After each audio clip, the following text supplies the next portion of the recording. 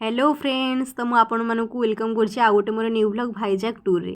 तो आम मॉर्निंग रू भाईजाग स्टेशन में पहुँची सकाल सकाल चेक इन पे होटल भी पलैलु। नेक्स्ट आम होटेल फ्रेश हो सकाल सकाल एक बढ़िया ब्रेकफास्ट करने बाहर को बाहरी गलु।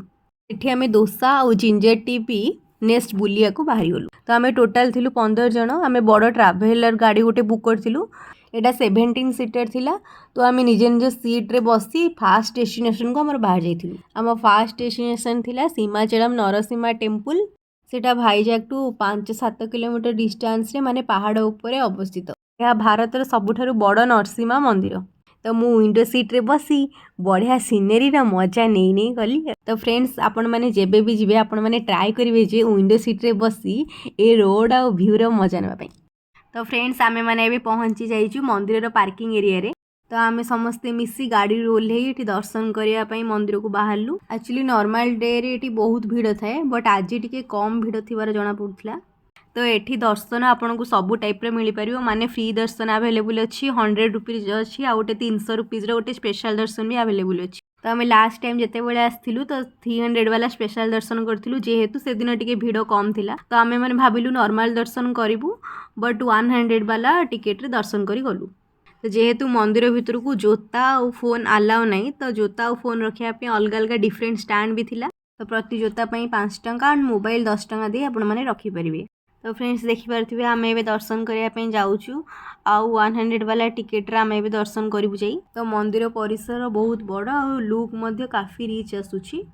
ये सब कैनअप लगी माने काफी रिच लुक भी दौर, जो गुड़ा सब स्टाडियम रे लगे आपण मैंने देखिथे से भाया ये लगी।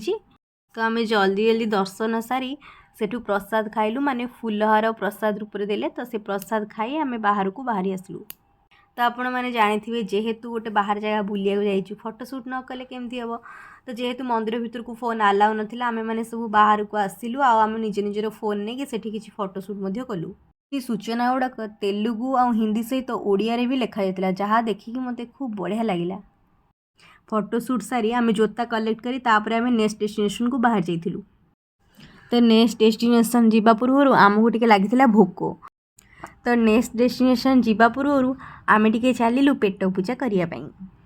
नेक्स्ट आम पहुँची जाइलु जाई सनराइज रेस्टोरेंट, जोठी आम खाइलु साउथ इंडियन थाली, जोटा कि बहुत टेस्ट थिला।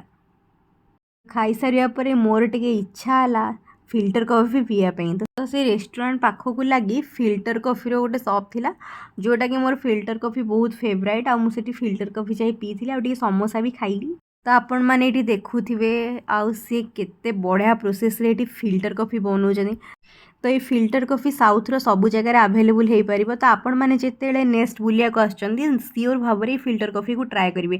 आटा केमती लगिला मत कमेंट माध्यम भी निश्चय जनइबे। तो आपण मैंने देखु से केते बढ़िया प्रोसेस रे कॉफीटा को तैयारी करछंदी। मते तो कॉफी देखिले मु रही पारेनी, जोटा कि मोर कॉफी हूँ गोटे क्रॉस। तो आम गर्मा गरम कॉफी एठी पी सारी नेक्स्ट डेस्टिनेशन पुणी बाहरी जाइलु। तो गाड़ी रे बसला बेले मु पुणी मोर विंडो सीटा को कब्जा कली। तो नेक्स्ट आम जाए पहुँची जाइलु ऋषिकोंडा बीच, जोटा कि one of the most iconic beach in Vizag. तो सीटी बहुत सारा जिनस शॉपिंग मिलूला, आउ खायापे भी बहुत सारा जिनस जमती कि पैड, स्वीट कॉर्न आउ कंचा आंब सब किसी। मत तो खाइबा देखी बहुत इच्छा है, आग जाऊ जाऊ गोटे पैड भी पीदेली। तो बाकी समस्ते जाई बीच रे बहुत बुलाबुली कले और फोटोशूट कले। जेहेतु मो देहटा टिके भल नाथिला, मुझे पाखे बसी समस्त देखिली आ बसी मु स्वीट कॉर्न खाइली। तो एक्चुअली फ्रेंड्स माने हजबैंड कलीग भी सब थिले। तो से माने जेहेतु हमको भाईजाग बुलिया डाकी तो से भाईजाग आसलु। तो ये होचंदी मो हजबैंड। जेहेतु मु बीच को जाई पारली, तो मु मो ड्यूटीटा तांको देली। मु कहली जाओ फोटोशूट किछि करिके आनिबो। तो से सेठी ठिया फोटोशूट और वीडियोग्राफी सब करचंदी, आपण माने देखंतु। बाकी देह जिते जहाँ खराब हो, किंतु वीडियोटा निहाती हवा दरकार। तेणिकी जहाँ आउची मु किंतु मोर एठी बसी स्वीट कॉर्न मजा नउथली। नेक्स्ट आमर प्लान थिला कैलाशगिरी जीवाई। कैलाशगिरी होची रोपवे पे फेमस। तो आमे माने समस्ते खुशी रे एक्साइटमेंट हे से रोपवे रे बसिया पे गलु। तो जेहेतु सेठी मेंटेनेंस चली थिला, तो से दिन रोपवे पे बंद थिला। तो आम मानकर सब मूड ऑफ हेतिला, आमे माने पुनी फेरिकी पळे आसिलु। तो आमे तो रोपवे रे बसिया पे मिस करिगलु। तो आपण माने जेतेबेले नेक्स्ट कैलाशगिरी आछुचंदी, तो रोपवे रे बसिया पे निश्चय ट्राए करूँ। तो आमे पुणी आम गाड़ी जो बुक करूँ से गाड़ी रे बसी पुणी कैलाशगिरी जाई पहुँचलु। जो कैलाशगिरी हिल सेटा शिव पार्वती मूर्ति गोटे पहाड़ उपर अच्छी जोटा कि बहुत सुंदर आपण मैंने आगु को देखिपारे ये शिव पार्वती मूर्ति। तो आमे मैंने भी जाऊँ कैलाशगिरी हिल। एठी पाखे गोटे पार्क भी अच्छी आउ एठी टॉय ट्रेन व्यवस्था मध्य अच्छी। आपण चाहिए आगुरी मध्य टिकेट बुक करी टॉय ट्रेन रे बसिकी आसपारे।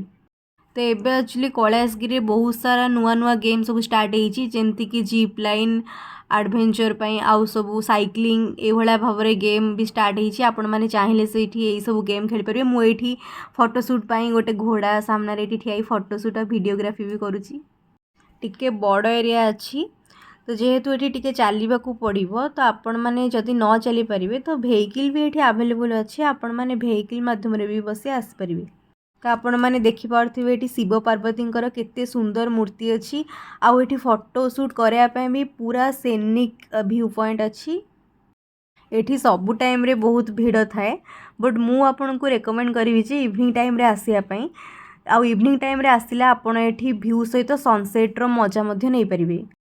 तो आमे माने एठी किछि समय ए व्यू पॉइंट रे आसी फोटोशूट मध्य कलु आ वीडियो भी बहुत सारा बनैलु। तो आपण मैंने देखिपे पहाड़ रू इस सी बीच रो व्यू आहुरी सुंदर। तो सनसेट रे तार व्यू 2 गुणा हो जाए। तो एठी आमे जेहेतु अधिक लोक सब आसिलु तो सेथिपई आमर फोटोशूट करिया टिके लेट है। तो आमे पाखापाखि एठी 1 रू 1.5 आवर एठी स्पेंड भी कलु। कैलाशगिरी फेरी सारा बेलू आमर इवनिंग हो जाता। तो तापर आमे नेक्स्ट प्लानिंग करथिलु सबमरीन म्यूजियम जीवाई जोटा कि 8टा पूर्व बंद हो जाए से आमे जल्दी जल्दी सेठिकी जाइथिलु। तो आपण मैंने यहाँ देखिपे यहाँ हूँ सबमरीन म्यूजियम जोटा कि लाइट सांगे इवनिंग रे बहुत मस्त देखा। तो ये टिकेट प्राइस थिला एडल्ट हूँ 70 और चाइल्ड हूँ 40। जदि आप सबमरीन सहित एयरक्राफ्ट म्यूजियम भी कंबाइन कर जावाक चाहती तो 100 रुपीज़ पड़ो टिकेट प्राइस।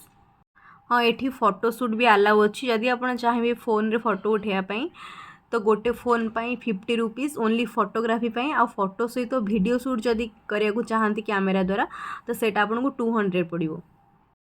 तो ये सबमरीन स्पेशलिटी हूँ यहाँ 1971 इंडो पैकवेयर रे यूज होता।